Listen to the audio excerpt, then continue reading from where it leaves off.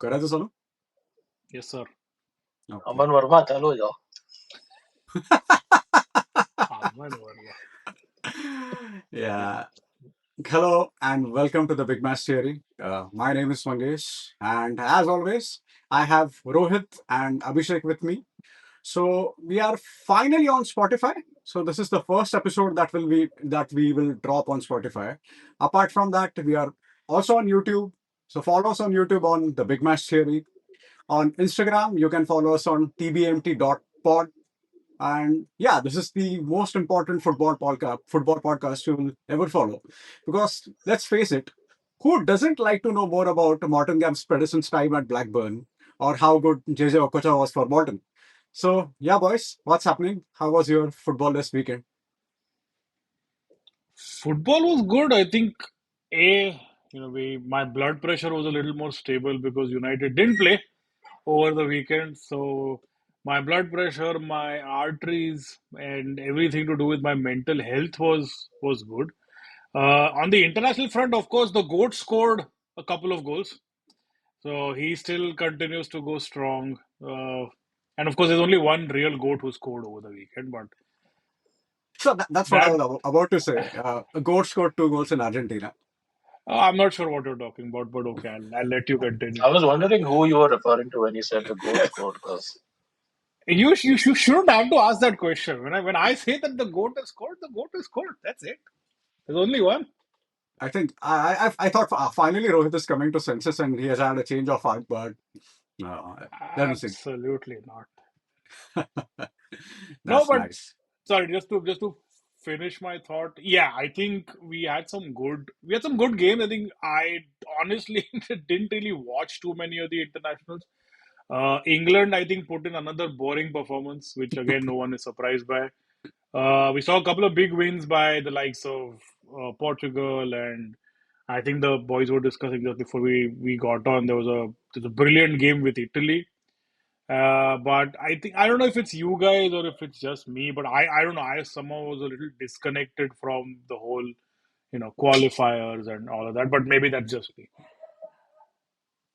For some reason, I've started getting excited about the World Cup. To be very honest, so I watched 2 games on the weekend. I watched one half of Portugal's game, Portugal against Armenia, and they are so good in the sense they move the ball so quickly, and they are so efficient. And Vitinha, I'm in love with that guy, and they are everything uh, our club is not. So I'm not getting too much into that, but yeah. So that game was absolutely brilliant. So they hammered Armenia 5-0, and I tried watching England's one half against Andorra without, and it was, I mean, not falling asleep was a big challenge. And yeah, I mean, yeah, England were rubbish. Maybe tactic Tom will pull rabbit out of the hat, and he has a few more months. So let's see what happens with England. I didn't watch any of the qualifiers actually. Unfortunately, I didn't even know that either it was just another international weekend. I just realized today that it was one of those World Cup qualifiers. Although I was watching the Netherlands game yesterday, and Netherlands won, right, 3-2. Yeah. Memphis Depay is the top scorer, by the way, for Oh Netherlands. yeah, I saw that. Yeah, I mean it's a country that has had the likes of Johan Cruyff and Marco van Basten. The country's top scorer is Memphis Depay, who used That's to once quite play for your crazy. club. Oh my God. Let's not even get into that. Oh, by the way, there's another.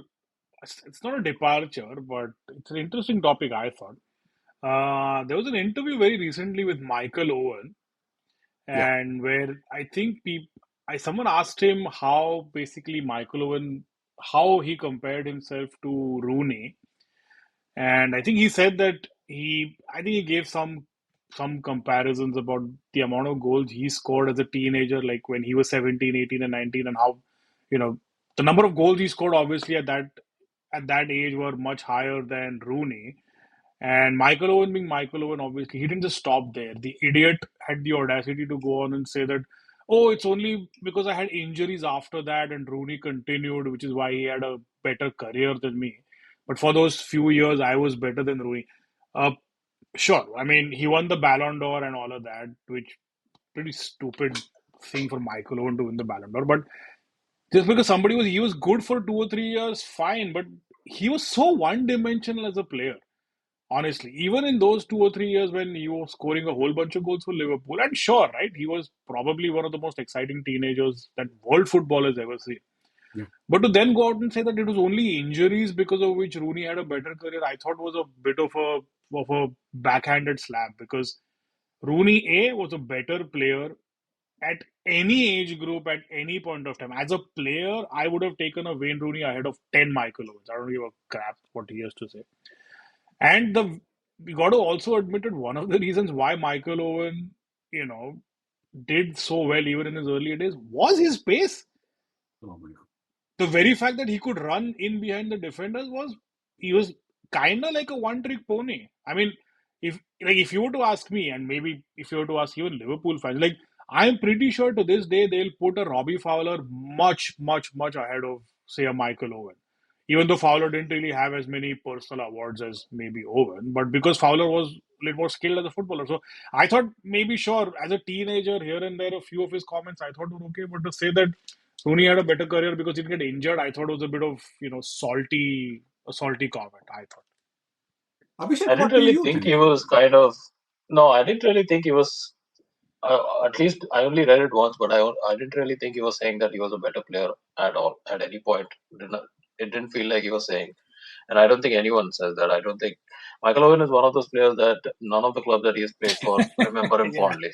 None of yeah. the fans of the clubs he's It played takes a for lot remember to him fondly. get that qualification. Yeah, I mean, imagine pissing off Liverpool fans and United fans. Yeah, You know, uh, but I mean, his comments about him being at 17 and 18, yeah, I don't disagree with him. I'm not saying that no one would take Michael Owen or Wayne Rooney, right? Considering the careers they've had, there's definitely no comparison. But as a teenager, Michael Owen was explosive.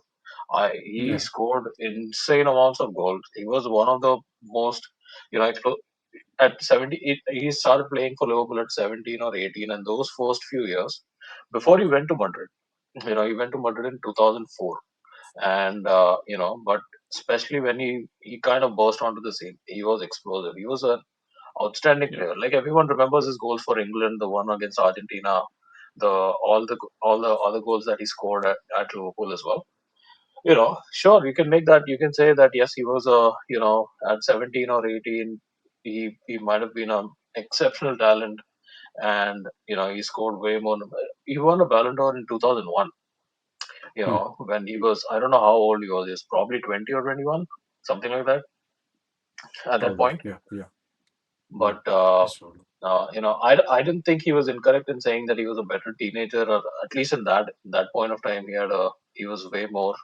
Uh, and yeah, injuries ruined him. Everything happened, but there's no way that anyone ever, and I don't think even Michael Owen, despite being Michael Owen, he thinks that he's a better player than Wayne Rooney at all. See, Wayne Rooney at 16, he never looked like he was 16. He always looked 18 or 20 at that age, and he was mature beyond his maturity was beyond his age. So I think see I'm one of the very few people who has soft spot for Michael Owen because at his best I thought he was absolutely brilliant. I think I'm sure Abhishek remembers his goal against Arsenal in the FA Cup final, and yeah. Everyone, uh, yeah. It's one of that those. was absolutely brilliant goal. So I think he was an absolutely brilliant player. He was a different kind of player, so I don't want to compare him with Wayne Rooney because Wayne Rooney was a complete. He was a different kind of player. Wayne Rooney would run for the team. He would sacrifice himself for the team, even when he was 18 or 19. And Michael, and as Rohit rightly pointed out, Michael Owen was one-dimensional, but even then, Michael Owen at his best was absolutely brilliant. He was a joy to watch. But yeah, again, it's just Michael Owen being Michael Owen probably. But if you watch, so I watched his interview. It was in his interview with Rio Ferdinand. I watched it for about 15-20 minutes. He wasn't as pompous as those reels make him feel out to be. So he has been he self-critical in that interview as well, and he has done that a lot of times. So maybe I think that is because of the social media or the power of reels. People are again having a go at having a go at him again. But I think he was self-critical in that interview. If you watch the whole interview, it was decent actually. It wasn't that bad. But I'll tell you another funny thing that came out of it. Someone asked Wayne Rooney all these questions. I think Wayne Rooney now has a podcast on, I don't know, Sky or BBC, BBC, one of BBC, those. BBC. Yeah, So someone asked him about him, and he said that, Wayne Rooney being Wayne Rooney, right? He's quite a humble guy. And he's like, yeah, yeah. yeah, I think same as what sort of we've also said that, yeah, Owen for those couple of years, sure, he was a good player and all that. And Wayne Rooney in that interview said, I know he comes across as really, really boring, but he's not. I like how he's just suddenly slipped that in uninitiated. No one even asked him. He's like, yeah, but I know that he comes across as boring. I'm like, yeah, you know what? For probably what are the adjectives that I think of Michael Owen, especially the last 5 or 6 years, he's such a fucking bore. Like, I can't And bear to and for listen someone to like him. Wayne Rooney, who is not like The he's smartest. he's not someone full of personality himself, to call Michael Owen Yeah, boring boring. is, yeah. I mean, I No, kind but of I'll be feel honest bad with for you. Michael Owen at this point. It's like there isn't any No, fan base who wants to say anything good about him. But talking about strikers, I mean, the only good center forward or a world class center forward that we have, he's going to play for Liverpool very soon. And apart from that, apart from Isaac, I can't think of any center forward who were as good as say in 2000s. You had the likes of Drogba and Shearer and Berbatov. So many good strikers, but there are not world class too many world class center forwards anymore. And maybe that's the reason their price is so inflated. oh, but I don't think, are you talking about best in the world as a number nine or in No, the in league? general, in the league. Oh, Harry Kane is the best number nine in the world, even a 32-year-old No, yeah, Harry Kane. absolutely, absolutely. Undoubtedly. Isak is not in the same level as Harry Kane. Hmm. So I think Not if you were yet. to ask me, yeah, not yet. Sure, sure, sure. Yeah, it's possible that in the next couple of Yeah, years with the right kind of service and, he really thrives in Liverpool, maybe, but that's a big maybe. But absolutely not. I mean, Harry Kane, for me at least, as a, pure number nine, is in a league of his own, even now with his advancing years. Man, I mean, I don't think there's a single club in the world. Tomorrow, Bayern Munich puts him for sale. There's not a single big club in the world who wouldn't put a bid in for Harry Kane. yeah, yeah. So yeah, for me, yeah, he's by far the best number. I mean, Lewandowski, sure, but he's super old right now. He's significantly lost pace and all of that. So I wouldn't put him in I that mean, you list. guys are But also forgetting Mbappe. To be honest, Mbappe is still, yeah, you know, among the top three center But forwards in he's the not world. exactly. But he does he play as a so now I know that he plays as a center forward now Now for for Madrid, he France. does. Yeah. But do you think he is a natural center forward? He seems more of a that behind striker guy, the attacking player. No, I'm just thinking that in Monaco, he used to. I think he was a center forward, right? In Monaco, he used to outright play as a center forward. Then in PSG, he used to play with Neymar and Messi. I think he was still. I don't know. I don't remember if he used to play down the left. I think Neymar used to play down the left, and Mbappe used to play up front. I think for France, it's been like Olivier Giroud has mostly been Yeah, the target man up front, and yeah, Mbappe has played alongside him. yeah. But at a club level, I would say, and even now at Madrid, it's Vinicius on one side, Rodrigo on the other side. Or I think they have another winger Hmm. on the other side, and Mbappe just plays down the middle at the moment. I mean, yeah, I mean, considering that, if I would say he is that true kind of a number nine, and top three in the world, definitely. Mbappe as an attacking player, I think he's definitely in top three in the world, no doubt about it. But again, I'm not so I prefer so for two World Cups for France, he was absolutely amazing, and in both World Cups he played down the left side. but that's the thing, isn't it? With all of these guys like a Vinny or an Mbappe, you don't really know where to slot them because they're not wingers. Yeah, They're not center forwards. I think which is where that especially with Messi and the position that he played, I think it's just a broad, it's a fluid term like an attacker, right? Because we've yeah, seen Messi play a little deeper in his mm, later years. We've seen him play down the right. We've seen him play down the middle, and Mbappe, Vinicius, all these guys are somehow in that same zone. But speaking of Alexander Isak, Do you guys think he's the best striker in the league at least? When you say striker, are you talking about just like a number nine, like a focal point of attack? I mean, striker. I mean, you could consider Erling Haaland is a striker. If you see Joao Pedro is now, because it can be like an outright, striker or someone who plays in that, front three basically. So would you put a Salah in that? Is what I was trying to get at. Would you say Salah is a striker? Uh, well, not really, but he does play in the front three. So I would say Yeah, that that's okay, in that attacking, or supporting role, kind of a winger slash striker. If you so let say, me. yeah.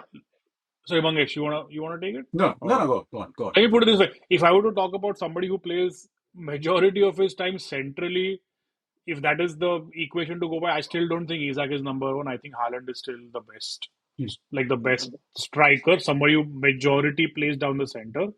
And if you were to talk about the best attacker, which is considering also people who play slightly wider, I'd say Salah in that case. So I wouldn't Yeah. put Isak. I wouldn't put Isak anywhere close to the top two or three in the league. See, the thing with Haaland is, of course, he's a great goal scorer. But again, if you talk about doing a lot of work on the pitch, I don't think Haaland is still up there. And he joined City in 2022, and we all thought. So, if you recall, after winning the Champions League, there is an interview where Haaland is talking to Henry, and he asked Henry what he, how, I mean, uh, what should I change in my game? And Henri tells him that, yeah, you need to work more. You need to drop down deep and support other teams. I don't think Haaland still does that. So he's a deadly goal scorer, no doubt about it. And I mean, yeah, playing with him must be scary. He's like a white walker. It must be really scary. But I think, is it fair to say that Isak has a better overall game than Haaland? I feel so. No, no, no, no. I don't think so. I think you I also mean, got to. he's not a Yeah, better finisher than Haaland. I don't think he's a better finisher than Yeah, Haaland. yeah, of course. Of course, of Uh, course. I think Haaland is a better finisher, but Isak has more to his game than Haaland. Yeah, that's my point. I don't necessarily agree with everything you say because you also got to remember Haaland plays for Pep.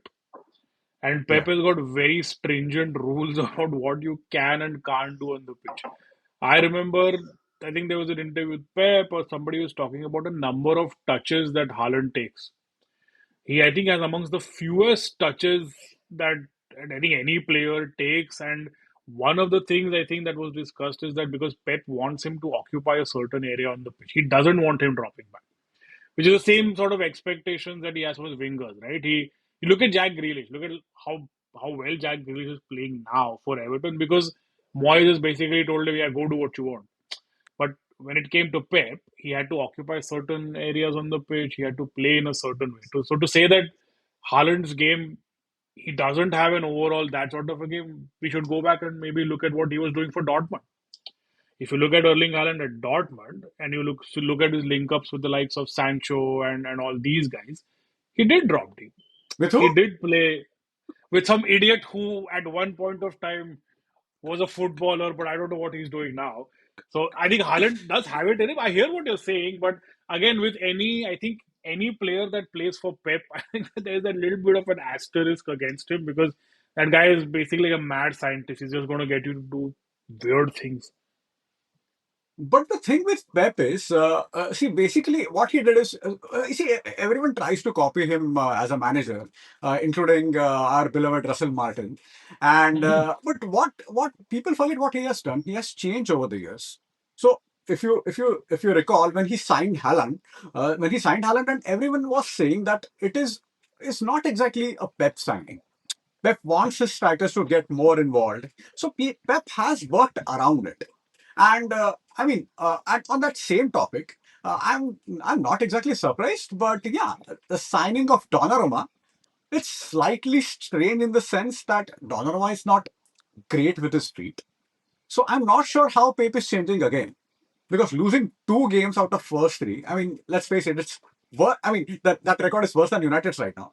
So yeah, I mean, that's the thing with Pep, right? He keeps changing, he keeps chopping, and yeah, it's quite interesting what how City go about this season.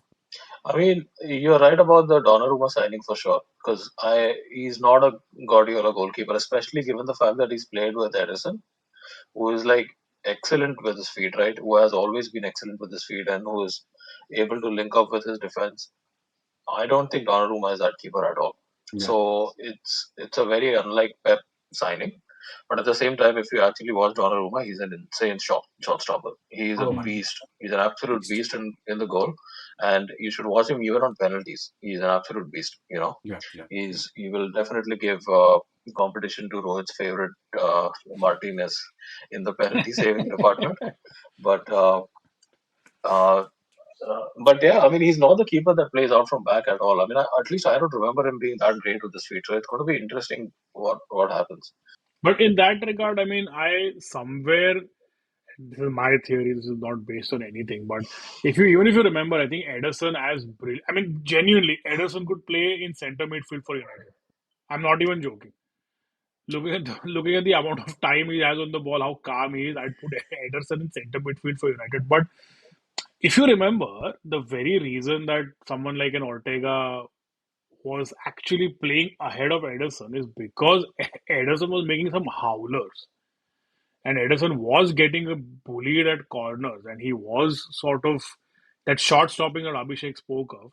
I think both Ortega and what's his name, Ederson, I think they did struggle in that regard, which is why City were kind of leaking goals, especially last season. So as you said, Mangesh, I think Pep definitely understands when his squad needs a shock to the system.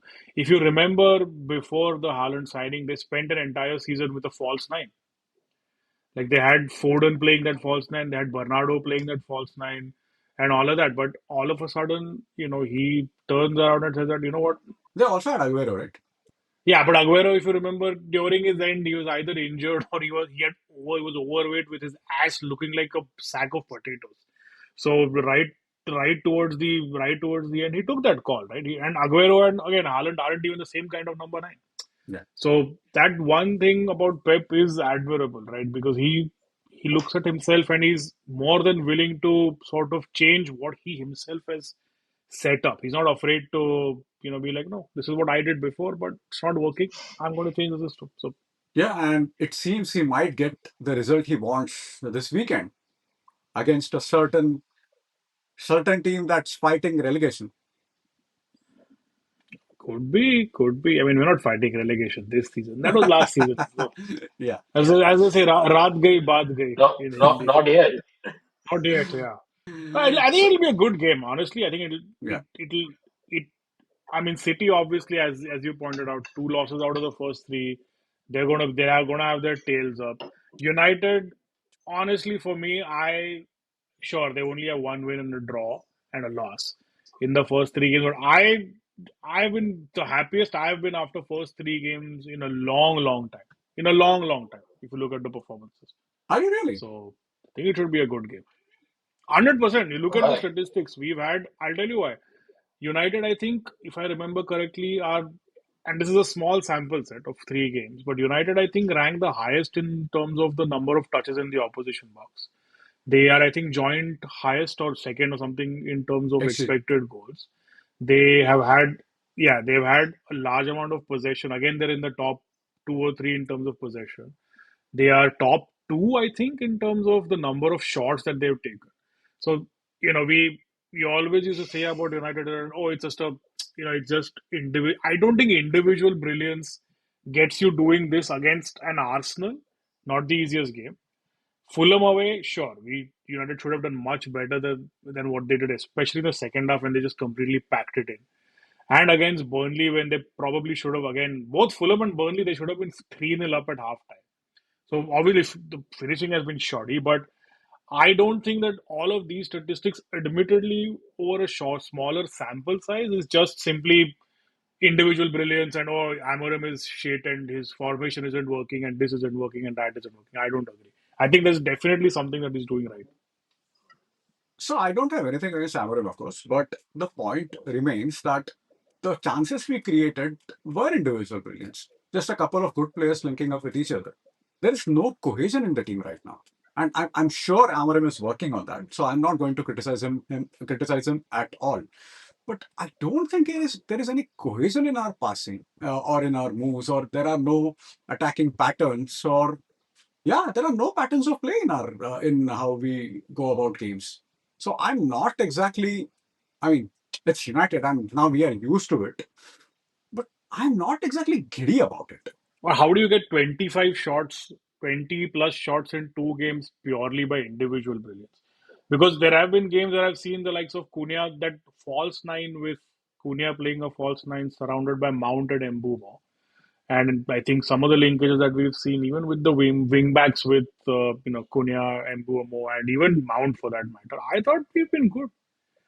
I To don't be think to it has be been a case sorry. of, sorry, I was going to say that it's not a case of what we've seen in the past where, we're just seeing Bruno Fernandes doing some random shit and, the ball ending up in the back of the net. I mean, that comparison, and again, we've not seen these statistics. We've not seen United even having the ball. We've not even seen us taking so many shots. Forget about on target. We hardly used to take like 3 or 4 shots in an entire game. So in that regard, and it's not great. I'm not even remotely suggesting that we're playing great football, but given the past 3 or 4 years, what we've seen is this season better. I think so. So far. See, I mean, on a completely different note, I thought Mason Mount was good in first two games, yeah. and and 100%. and 100%. and it seems there is a reason that all the managers prefer him. So if you recall, forget about Frank Lampard, but even Thomas Tuchel or Eric Ten Hag, and now even Ruben Amorim, when he is fit, they prefer playing him. And maybe, I mean, I'm not sure what is the reason behind it, but one of the reason could be that he executes managers' orders to Hmm. perfection, and you need people like him in the team, that they are not doing whatever the fuck they want on the pitch.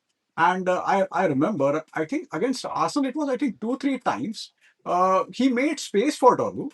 Hmm. And yeah, I mean, the link up between those two was decent. Hmm. I mean, I mean, yeah, of course, the fullback did not do much, or the wing back did not do much after that. But again, that's a different matter altogether. But I think Mason Mount gets a lot of unfair slack at the Yeah, times. I agree. Abhishek is just going to get popcorns now. Yeah, I mean, it's nice to listen to all of this, considering the fact that you also lost to Grimsby Town, which I couldn't believe. Yeah, And yeah, on the same hand, you can also, one of the positives that for United fans to look forward to is that Andre Onana is gone, at least for this season. So, and I don't know who the new keeper is, and I have no idea.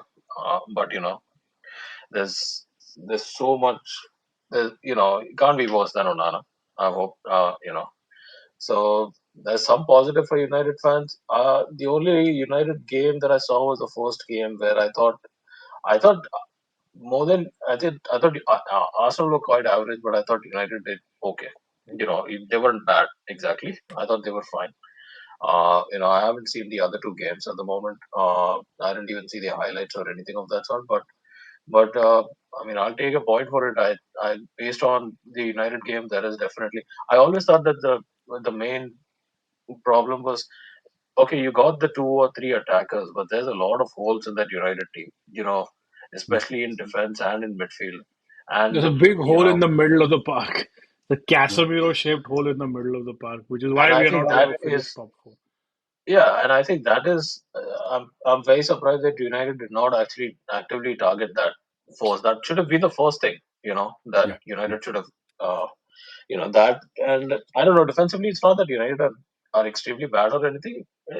You've got some decent players, right? Lenny Yoro yeah, is fine. He's a good player. Delit is doing fine. And you've got the butcher, who is also fine. But yeah, you've got massive problems in the midfield. That's why yeah, if there's no proper cohesive midfield, right? You're not going to see formations. You're not going yeah, to see attacking patterns. You're not going to see any of those things.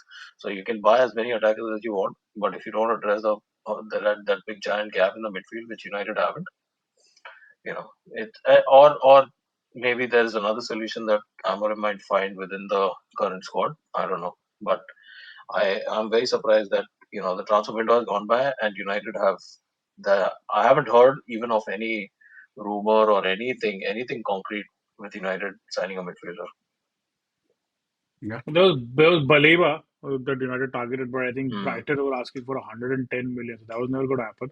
No, but I agree with you. I think United massively missed a trick. I think Spurs getting Palinia on loan is a like a huge move, and he Seriously. literally would have been perfect for United. 1 year loan, knows the league, played for Fulham in the past. So I think United definitely missed a trick not competing for that João Palinia signing. And if you look at the options in midfield, right? I mean, Bruno is playing in midfield and he's not a midfielder. Casemiro plays and he doesn't have legs anymore.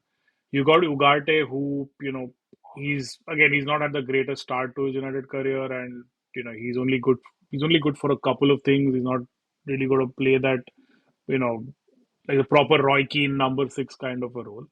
And then you've got Kobe Manu, and I've got a bit of a different opinion. I think a lot of people, as usual, I think were raising a big hue and cry because Manu hasn't really, featured a lot. But if you look at his performance against Burnley, the second half, I think he came on, he played. I didn't think he was good at all.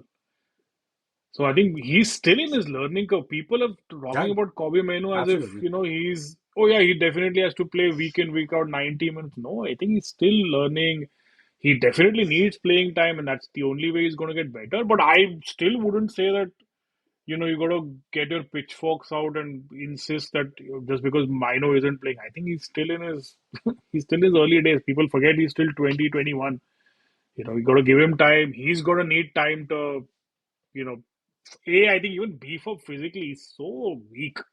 He genuinely, he does look like a bit of a, he could put on a few pounds and all of that. So issues in midfield for sure. I mean, is that true? I saw there was a rumor that Kobe Mino put in a transfer request. He wanted to leave or No, a something. loan request, not a transfer request. Oh, He wanted, loan it's request. a World Yeah, Cup. Yeah, yeah, it's a World Cup year, so he wanted to get in a few more. United aren't in Europe, right? So he's not going to play more than, say, 45 games this season, yeah, anyways. Yeah. yeah, yeah. Yeah, he is. I think he needs to bulk up, and that with kind of every time anyone talks about a youngster who is kind of too weak at the moment physically and constantly get bullies of the ball, I always remember of Fabregas in the early days. He Yeah. was exactly Yeah, the same. He yeah. turned out to be a brilliant player, but in the early days, I remember that Cesc Fabregas used to get bullied all the time, and physically he just could not match some of the footballers. Kobe Mino is almost in the same boat. I mean, I very well remember the goal that Salah scored at Old Trafford, where McAllister basically just shoved him out of the way, right? Took the ball Yeah, and yeah, that's it, yeah, and Liverpool scored. But yeah, he's a good player. He's a good talent. But I think it's just like everything else. You can't really put all your hopes of Yeah. a United season on him. He's a youngster. He's a kid. The same way that a lot of kids, even at Liverpool, there's always you bring them in, you give them minutes and things like that. But it's can't really expect them to turn your season around as on anything. yeah. So I have a question for Abhishek, and don't try to be too humble. Uh, just what do you think about Liverpool's title chances? And I'm asking this because if you from 2014, 2013-14 season, every team that wins the title, they usually don't drop points in the first couple of weeks. Now, Arsenal has dropped points against Liverpool, and I thought Arsenal should have done better against Liverpool at Anfield, no doubt about it. City has lost two games, and nowadays it's so if you recall in two of United's great seasons in 2007-8 when United won the double, United won their first game in the fourth game of the season. They they, they drew two games and lost one. You can't do that anymore. And Liverpool is off to a flying start again. I know they are leaking goals, and I think defense. I mean, there is a reason they wanted to sign Gay. So, what do you think about Liverpool's maybe balance in your side? What do you think about their title chances? I mean, yeah, sure. On paper, we won all of the three games, and we got the full points in the last three games, and we are at the top of the table, and everyone is happy and everything. But watch the actual games, right? We've of course Konate has had a horrible start. I've never seen him play this horrible. Now again, there are rumors that his head has been turned by Madrid, the same way, and he might go the same route as Trent. But I don't know what is the case. We signed a 18-year-old kid from Italy, who's going to help. We really wanted Mark Guehi, who at the last minute apparently Oliver Glasner, you know, threatened to Put set his foot himself down, on yeah. fire. He said he's going to set himself on fire on the football pitch if Guehi leaves. Did So he he really didn't say come. that? No, No, right? I'm just making. No, he didn't. But No, Mangesh, uh, Sati is not back in Crystal Palace. But no, I mean, if you actually watch the games, it's not been a case that Liverpool have dominated the games and won. There hasn't been a single game that we've dominated outright and we've won. We in the first game, sure, we were playing really well. Bournemouth is a really good team, right? And Bournemouth, Yeah, I've always liked Bournemouth, but yeah, yeah. we conceded to poor defensively poor. We missed a couple of midfielders. I think McAllister was missing, Gravenberch was missing, and things like that. I think it will get better uh, over the time. But we have to stop leaking goals the way we are at the moment if we want to. And you're right, it's the title race these days. The Premier League is very, very difficult. As you said, right? United didn't even win the first four games, and yet they were able to win the title. You can't do that anymore. So it's very difficult to see. Attacking league, we look to be good, but we've had three moments of two stoppage time winners and one moment of brilliance. That is why we are at the top of the table. So I'm not going to get carried away and say I think still City and Arsenal are still in it. Unless and for us to actually go run away with the title, we have to improve massively. Because see, City has lost two games out of their first three. And I don't know what's going to happen because Pep he seemed to be having Mourinho season probably, and this first of last 18 years. And the issue with Arsenal is I don't think they have as many match winners as Liverpool does. I mean, uh, Declan Rice, he scored two free kicks last season against Real Madrid. But to do what Szoboszlai did from that distance, how many people do you see uh, from Arsenal who can do that? Well, maybe a couple of players from City will do that. But from Arsenal, I don't see any. See, you have players like Odegaard, who I think is a fantastic player. But when you just need to drag the game, when the likes of Wayne Rooney used to do that, Steven Gerrard used to do that, a proper match winners used to do that. I don't see Odegaard doing that. Uh, Saka is probably the only person who can do that, but I can't think of any other Arsenal player, to be very honest. No, I'll tell you one thing about Arsenal is I think I no, I'm actually not going to be snarky or I'm not going to be annoying today. They've added strength in numbers, right? They have added a Madueke, they've added Gyökeres. Merino is, I mean, we saw him midweek for Spain. He scored all those Two goals, goals. yeah. They already have Saka. Who else? Am I missing someone? I think Of that course, that about covers it, right? Odegaard, Rice, No, no, I'm Rudiger. just talking about the attack. You have Oh, Martinelli, oh, right? You have yeah. Martinelli and all these guys. But Kai Havertz. oh yeah, Kai Havertz, Gabriel You're forgetting Jesus. Eze. Oh, and Eze. Oh, Yeah. Eberechi, yeah, Eberechi. Him, I think is good. I'm going to keep him up Yeah, yeah, front yeah, because yeah. I think he's really good, and we haven't really seen him for. But do you really look at that attack and as good as they are, as good as that entire group is, it still just looks like strength in numbers, and I still don't look at them and go like, oh my god, they're going to rip us apart. I don't. Like if you were to say that, okay, on their day, the fittest, the best, say Arsenal go on a few, 3-game winning streak. They would want their front three, I'm assuming, to be Eze, Saka, and Gyökeres. Do you really see Eze, Saka, Gyökeres being three that will, get a team to win the league ahead of a Salah, Ekitiki, and Isak or whatever, Salah, Gakpo, Isak? No. Even ahead of a Foden, Haaland, and whoever, you know, that did win the league for City 2 years ago? I don't think so. I think Arsenal at this point in time, the way that Arteta has structured his squad is that Now he has a bunch of options. But when you look at options, then one of the options has to be there needs to be two tiers, right? Like how United had, right? You had a Rooney Ronaldo, and then you had a Solskjaer and Saha below them, right? There was a significant okay. These guys are the main guys, and the guys who are below them in the pecking order can definitely do a job. They are options, but not as good as the OGs. The Arsenal OGs themselves aren't great. Like a Saka, Eze, and a Gyökeres, they're not going to get. Who amongst them do you think is easily going to get you 30 goals? Is Gyökeres a 30 goal guarantee? No. Is Saka a 30 goal guarantee? No. Is Eze a 30 goal guarantee? No. I can say that about Isak. I know for a fact Isak is going to get 25 goals this season. I know for a fact Salah is going to get 20 goals this season. I can't say that about. So the thing with Arsenal, what I'm trying to say, long story short, they have about 6 or 7 strikers. All of them are at the same level. All of them. It's true. You're right. In a way, you're right. But at the end of the day, they find a way to win.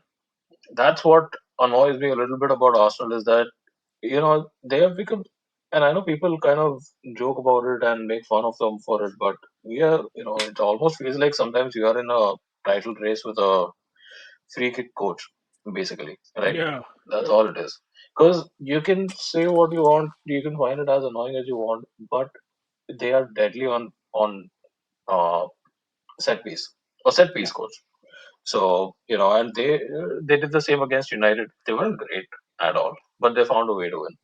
Mm. And they do that a lot. Like even if you remember last season, they did that so many times. They almost won. I think last season when they almost won at City as well, right? Uh, and there's like and usually around the Christmas time in those 2 or 3 months, right? They they go on a run. I think that this happened in the last couple of years. They go on an outrageous run and they stay in that title race. And Hmm. again, that's the one thing about Arsenal is that yeah, they have that even if they have misfiring attackers or something not working for them, they have this other route which annoyingly works very well for them. Like even though it shouldn't Yep. work so good, and the best thing about Arsenal, and as much as I hate to say it, is defensively they are the most solid team in the league.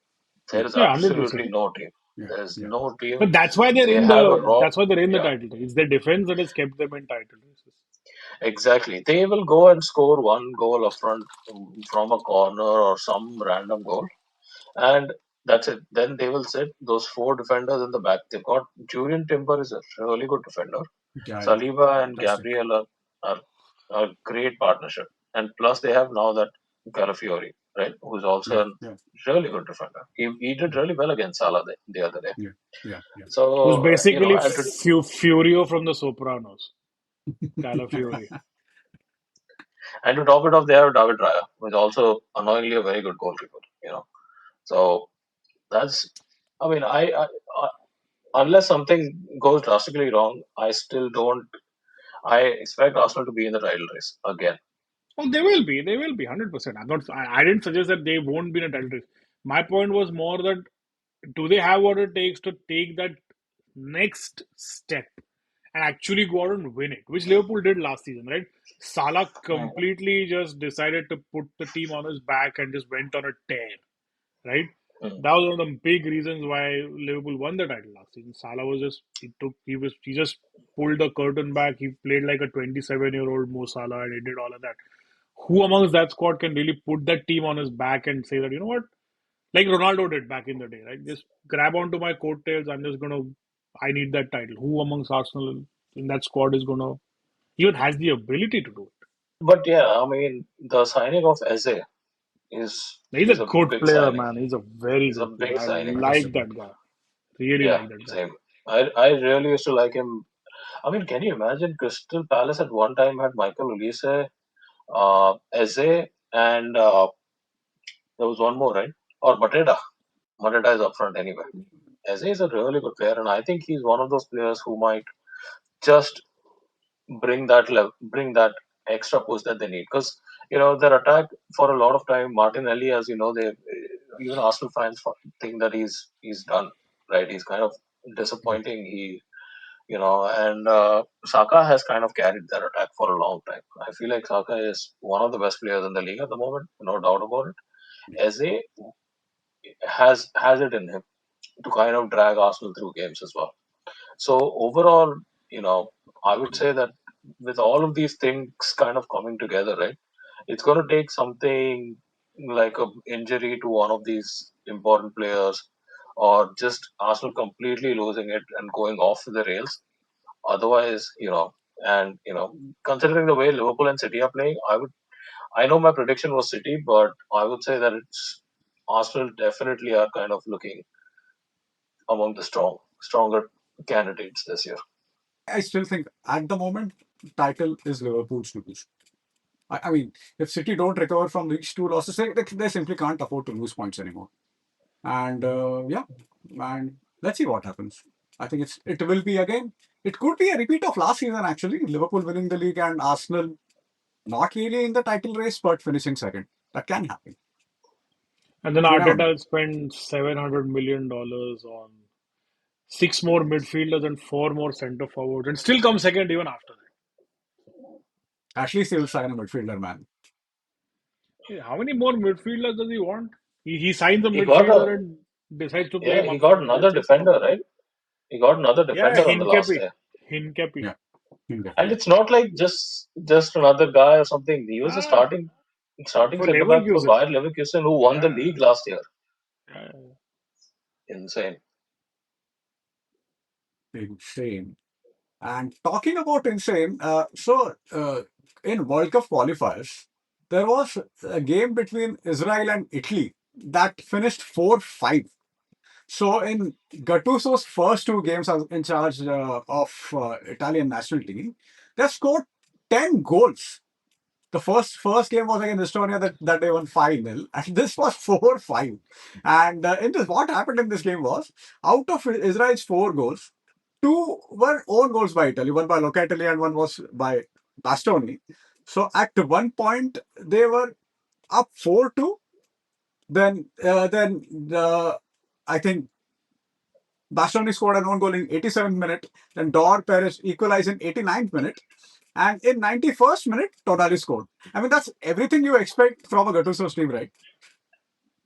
That's also most things you expect from Sandro Tonali because he probably had money riding on this game. So